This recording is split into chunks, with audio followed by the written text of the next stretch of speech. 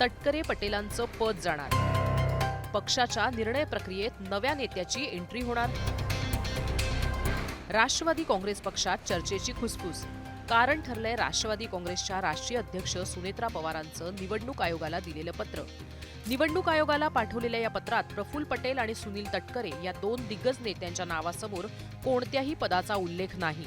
सुनेत्रा पवारांनी आयोगाला दिलेल्या पत्रात 14 पदाधिकाऱ्यांच्या नावांची यादी दिली आहे, ज्यात सुनेत्रा पवार यांच्या नावासमोर राष्ट्रीय अध्यक्ष आणि शिवाजीराव गर्जे यांच्या नावासमोर खजिनदार असं पदनाम देण्यात आलंय.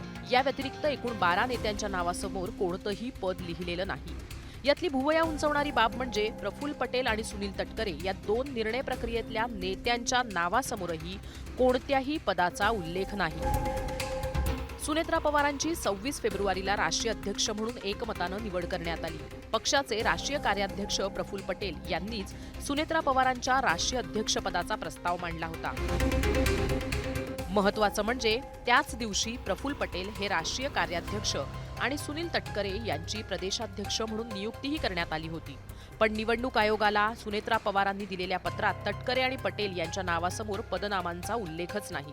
मग या दोन नेत्यांपैकी एकाचं पद जाणार अशी चर्चा त्यावरूनच रंगली आहे.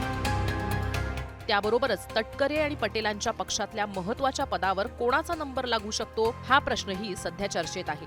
ज्या दिवशी सुनेत्रा पवारांची राष्ट्रीय अध्यक्ष म्हणून निवड झाली त्याच दिवशी पक्षात पार्थ पवार यांना महत्त्वाचं पद दिलं जाण्याची शक्यता वर्तवण्यात येत होती. त्यामुळे आता पार्थ पवार, तटकरे किंवा पटेल यांच्यापैकी एका पदावर आपल्याला पाहायला मिळतील का, या प्रश्नाचं उत्तर कदाचित सुनेत्रा पवार दिल्ली दौऱ्यावरून परतल्यानंतरच मिळू शकेल. ब्युरो रिपोर्ट, मुंबई तक.